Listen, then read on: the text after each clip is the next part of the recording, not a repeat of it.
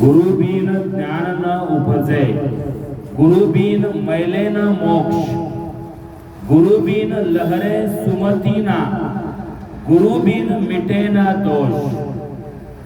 पढ़ाते हो निस्वार्थ भाव से, देते सदा प्रेरणा, है गुरुवर तुम्हें वंदन, शत शत हो वंदन। एक बहुत ही अच्छा एक श्लोक है जिसे हम कबीर जी का दोहा बोलेंगे, वो मैं आपके सामने प्रस्तुत करता हूँ। कबीर जी एक बहुत ही बड़े संत थे और उनके दोहे बहुत ही प्रसिद्ध है। शिक्षक के ऊपर उन्होंने एक दोहा रचा था, उसकी रचना की थी, मैं आपके सामने प्रस्तुत करता हूँ। गुरु गोविंद दोहु खड़े, गुरु गोविंद दोहु खड़े, काको लागू पाए, बलिहारी गुरु आपकी, जिन गोविंद दियो बताए। इसका मतलब ये है कि अगर गुरु और परमात्मा दोनों मेरे सामने खड़े हैं तो मैं पहले वंदन गुरु का करूंगा। गुरु और परमात्मा दोनों भी मेरे सामने खड़े हैं तो मैं पहले नमन गुरु को करूंगा, क्योंकि गुरु ने ही परमात्मा के बारे में मुझे बताया है, मुझे ज्ञातित किया है। इस प्रकार का श्लोक अभी आपने गुरु ब्रह्मा सभी ने बोला है और गुरु के प्रति अपनी भावना प्रकट की है। आज शिक्षक दिन है। पहले तो मैं सभी हमारे स्कूल के शिक्षकों को आज के शिक्षक दिन की बहुत बहुत शुभकामनाएं देता हूं। और जितने भी शिक्षक पूरे देश में जगत में काम करते हैं, गुरु ज्ञान देने का काम, गुरु का ज्ञान देने का काम करते हैं, ऐसे सभी गुरुजनों को मैं आदर भाव व्यक्त करता हूं।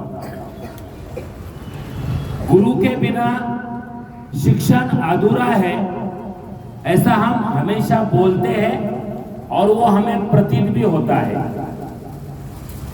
आज इंटरनेट पे अगर हम जाएंगे, आज अगर हम कंप्यूटर के ऊपर हम बैठेंगे तो हमें बहुत नॉलेज, बहुत ज्ञान मिल सकता है। लेकिन जो हमारे संस्कार है,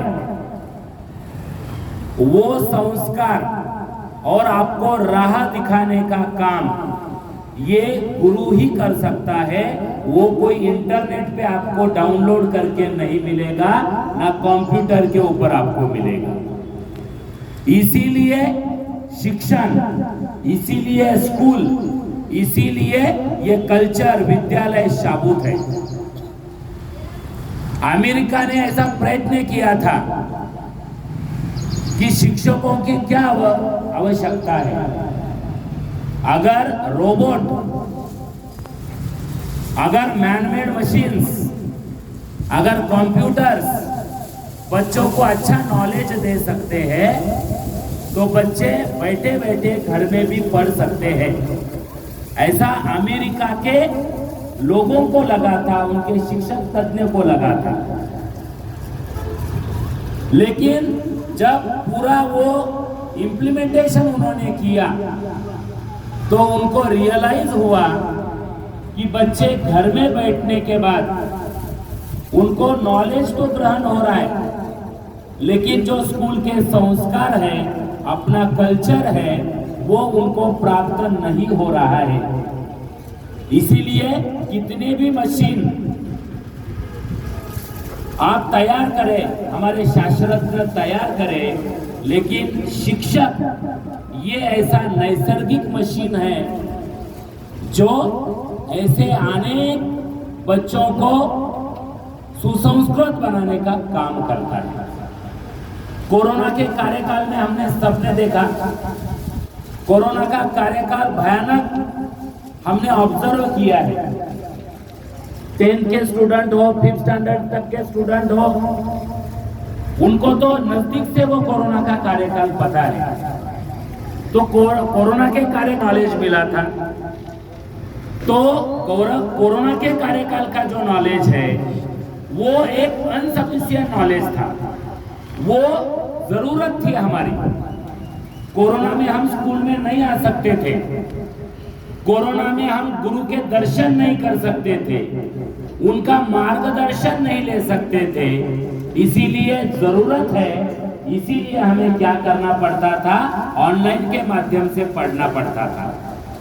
लेकिन वो ऑनलाइन का नॉलेज कितने बच्चों को परफेक्टली इफिशिएंटली मिला है, उसके उदाहरण तो आपको सबके सामने है।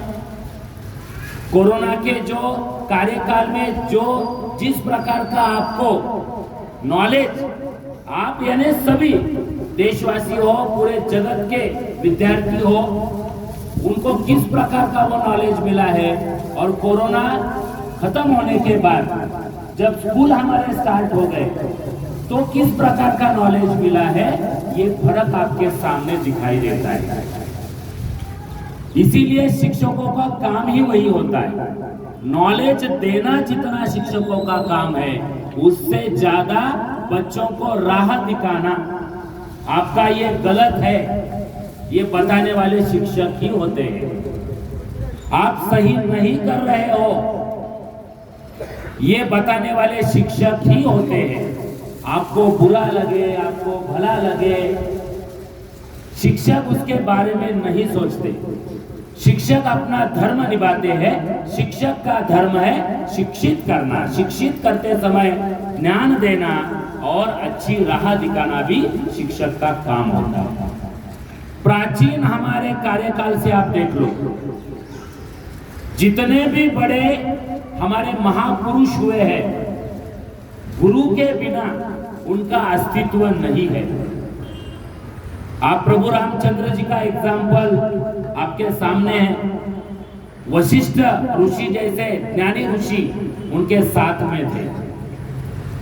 प्रभु रामचंद्र जी भगवान का अवतार है, लेकिन ये धरती पे उनको गुरु से ही दीक्षा लेनी पड़ी, शिक्षा लेनी पड़ी, तभी वो राम से प्रभु रामचंद्र तक का प्रवास वो सहज पार कर सके।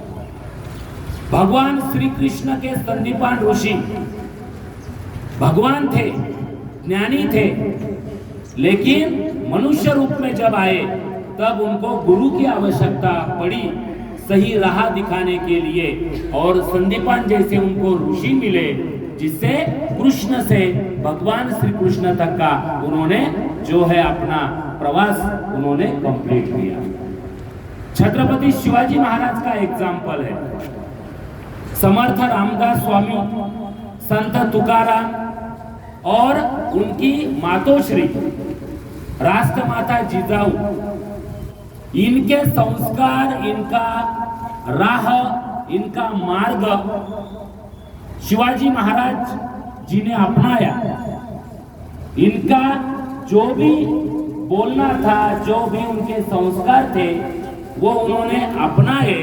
इसीलिए शिवाजी से छत्रपति शिवाजी महाराज का वो प्रवास वो तय कर सके। इसीलिए गुरु का आशीर्वाद आपको हमेशा चाहिए होता है, उसके बिना आपका मार्ग कठिन है। चाणक्य के बारे में आप सबको मालूम है, हमेशा हम बोलते हैं चाणक्य नीति, चाणक्य नीति। चाणक्य एक ऐसा शिक्षक था जिन्होंने जब उनका अपमान हुआ, नंदा डायनेस्टी, नंदा राजवंश आप सबको मालूम है, वहां पे एक धनानंद नाम का राजा राज्य करता था। प्रजा के हित का कोई भी निर्णय लेना वहां राज्य में नहीं लिया जाता था। उस कार्यकाल में चाणक्य ने धनानंद को सही राह दिखाने की कोशिश की कि आप राजा है, राजा का धर्म आपको निभाना है, प्रजा का सुख ही राजा का धर्म होता है। लेकिन धनानंद राजा का वो समझ में नहीं आया, वो मगरूरी में वो गया और उसने चाणक्य का भर दरबार में अपमान किया। चाणक्य और उसी राज्य दरबार में कि धनानंद, जब तक मैं तुम्हारी मगरूरी और तुम्हें राज्य से बर्खास्त नहीं करूंगा, तुम्हारा राज्य संपुष्ट में नहीं लाऊंगा, तब तक मैं चैन की नींद नहीं सोऊंगा। इस प्रकार की प्रतिज्ञा चाणक्य ने की और वो साकार करके भी दिखाई। साधारण चंद्रगुप्त को उन्होंने इतना प्रशिक्षित किया, सभी प्रकार का प्रशिक्षण दिया कि वो चंद्रगुप्त ने धनानंद का पराभव किया और चंद्रगुप्त मौर्य को राजा बनाया। मौर्य वंशज आप सबको मालूम है, मौर्य डायनेस्टी आपको मालूम है, उसका श्रेय अगर जाता है तो वो चाणक्य को जाता है। वो भी एक साधारण शिक्षक थे। शिक्षक कभी भी साधारण नहीं हो सकता। शिक्षक अगर एखादा बहुत थोर विचारवंत तैयार कर सकता है, थोर बुद्धिमान व्यक्ति को अगर वो तैयार कर सकता है, एक अच्छे इंजीनियर को बना सकता है, अच्छे डॉक्टर को बना सकता है, तो वो शिक्षक साधारण बिल्कुल नहीं हो सकता। ये शिक्षक ही है जो अच्छे सोसाइटी में लोग बनाने का काम करते हैं।